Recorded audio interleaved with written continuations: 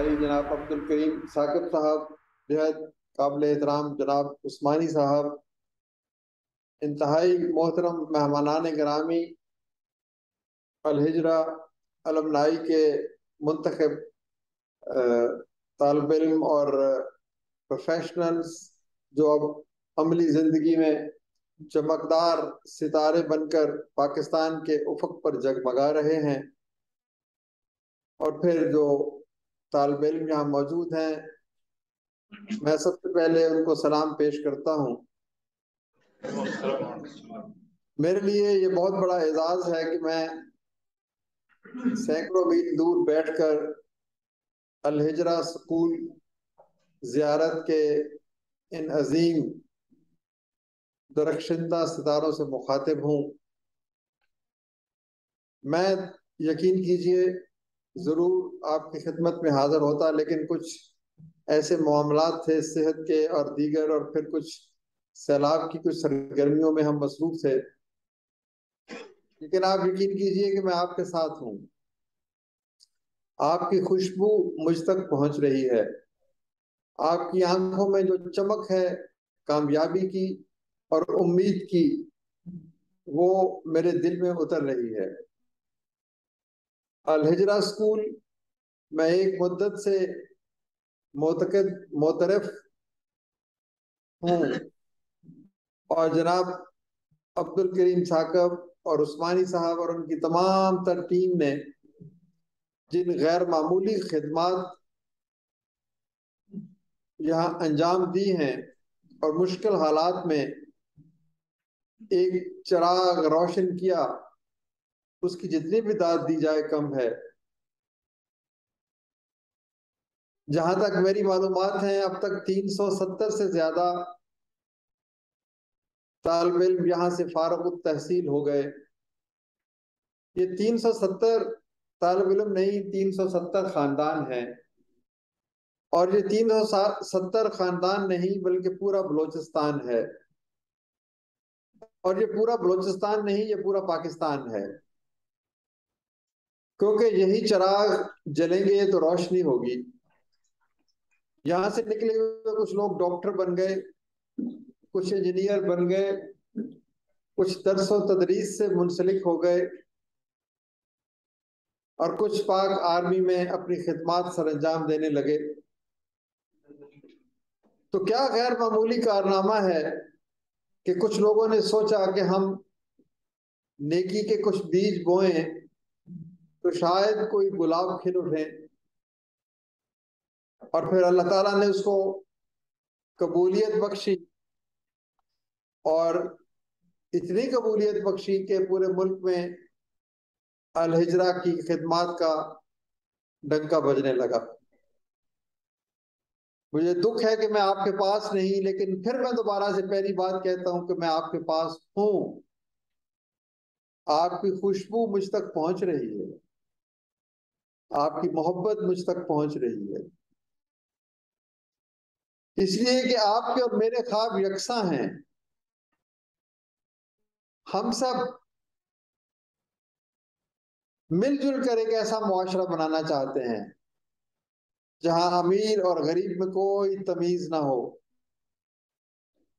جہاں ایک عام آدمی بھی اپنے حق کے لیے در بدر کی ٹھوکر نہیں کھائے گا۔ میں کچھ کتابیں پتہ نہیں پہلے نہیں ہیں، تو میں کچھ اور اخوت کا سفر نامی کتاب آپ کی لائبریری کے لیے بھجوا دوں گا، لیکن جواب اس کا یہ ہے کہ انسان کو زندگی میں وہ راستہ اختیار کرنا چاہیے جو وہ بہترین طریقے سے، یا وہ کام اختیار کرنا چاہیے جو وہ بہترین طریقے سے ادا کر سکتا ہے۔ اگر آپ سمجھتے ہیں کہ آپ ایک بہترین ڈاکٹر بن سکتے ہیں تو آپ کو ڈاکٹر بننا چاہیے۔ اگر آپ سمجھتے ہیں کہ آپ ایک بہترین انجینئر بننا چاہتے ہیں، بن سکتے ہیں، تو آپ کو وہ بننا چاہیے۔ اگر آپ سمجھتے ہیں کہ آپ ایک بہترین افسر بن سکتے ہیں تو آپ کو وہ بننا چاہیے۔ اس لیے ڈاکٹر نہیں بننا کہ ڈاکٹر بن کر پیسہ کمانا ہے، اس لیے انجینئر نہیں بننا کہ انجینئر بن کے پیسہ کمانا ہے۔ اس لیے افسر نہیں بننا کہ افسر بن کر طاقت کا استعمال کرنا ہے. یہ زندگی میں اپنے پیشے کی پہچان مت بنائیے. وہ کام کریے جس میں آپ کا دل ہے اور جو آپ بہترین کر سکتے ہیں. تو میں ڈاکٹر بنا تو مجھے لگا میں ایک اچھا ڈاکٹر نہیں بن سکتا. میں پھر سول سروس میں آیا تو مجھے محسوس ہوا کہ یہاں پر کام کی بندشیں بہت زیادہ ہیں. یہاں آزادی سے کام کرنے کا موقع کم ملتا ہے، اور یہاں پر جو مجھے تنخواہ ملتی ہے وہ میرے تمام تر اخراجات کے لیے ناکافی ہے، اور میں غلط راستے پہ نہیں چلنا چاہتا. تو یہ تھی وہ وجوہات. میں نے کہا کہ یعنی اپنے لیے بھی میں ایک اور کام کروں گا، اپنے روزی کے لیے، روزگار کے لیے، لیکن اس کے ساتھ ساتھ میں ایک خدمت کا کام کروں گا جہاں سے میں روزگار نہیں کماؤں گا. طالب علموں کو یہ بتانا چاہتا ہوں کہ زندگی میں کامیابی محنت اور جستجو کی بدولت ملتی ہے. امارت اور غربت مال و دولت سے نہیں ہوتی، کردار سے ہوتی ہے، سوچ سے ہوتی ہے، فکر سے ہوتی ہے، عمل سے ہوتی ہے. اللہ کے رسول صلی اللہ علیہ وآلہ وسلم نے یہ بات ہمیشہ کے لیے طے کر دی خطبہ حجۃ الوداع میں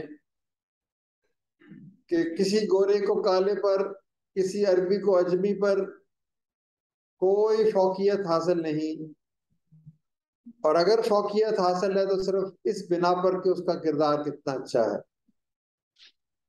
اگر آپ محنتی ہیں، اگر آپ علم کی جستجو میں اپنی زندگی بسر کرتے ہیں، اگر آپ عمل کی راہوں پہ چلتے ہیں، اگر آپ اخلاص کی دولت سے مالا مال ہیں،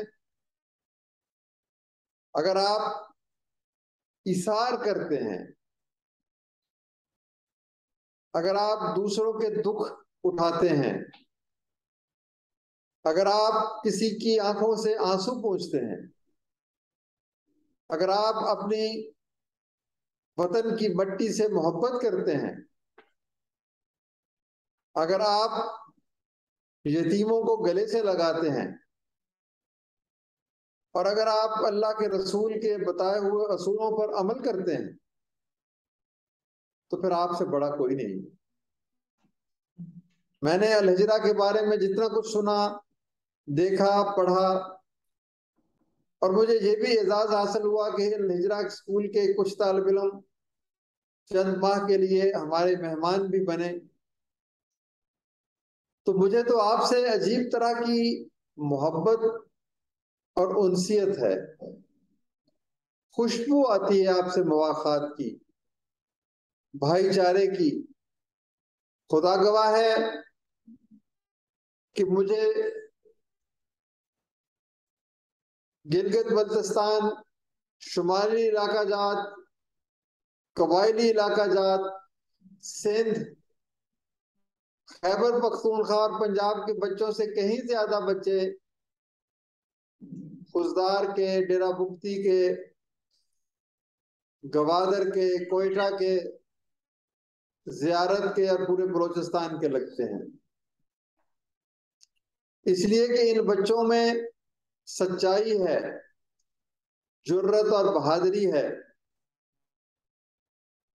اور یہ احساس ہے کہ ہمیں نہ صرف اپنی زندگی بدلنی ہے بلکہ ہمیں اپنے صوبے کی اور اپنے وطن کی زندگی بدلنی ہے. تو میں آپ کے طالب علموں کو اور آپ کی الومنائی کو یہی پیغام دیتا ہوں کہ پیوستہ رہ شجر سے امید بہار رکھ. جب تک ہم ایک شجر کے ساتھ پیوستہ ہیں، ہم طاقتور ہیں، اور ہم اس شجر سے ٹوٹ کے گر گئے تو خزاں کے پتوں کی طرح بکھر جائیں گے، اور دنیا میں ہمارا نام و نشان بھی باقی نہیں رہے گا.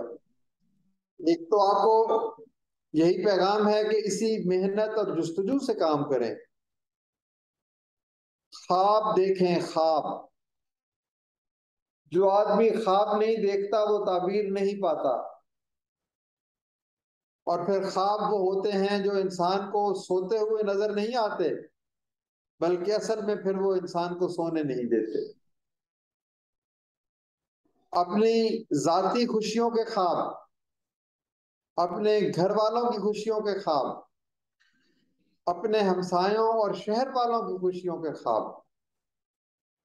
جو کام پچھلے 70-75 برس میں نہیں ہوا وہ آپ کریں گے الہجرہ اسکول کے لوگ. وہ کہتے ہیں کہ never under estimate the strength of a small group of people if they are determined, if they are dedicated, if they are sincere to their motherland. تو آپ آج 300 ہیں، 400 ہیں، 500 ہیں، کل آپ 3000، 4000، 5000 ہوں گے. اور پھر یہ ساری اندھیروں کی جو ایک لہر نے ہمیں اپنی گرفت میں لے رکھا یہ ختم ہو جائے گی. ڈاکٹر صاحب السلام علیکم. ارے جو یہ المنائی بردرز ہیں اور محترم عثمانی صاحب، ان کو اللہ تعالیٰ نے گفتگو کا سلیقہ بھی عطا کیا ہوا ہے اور انہوں نے بہت اچھی گفتگو کی، اور آپ کا جو کتاب ہے بہت ہی موٹیویشنل انسپریشنل تھا.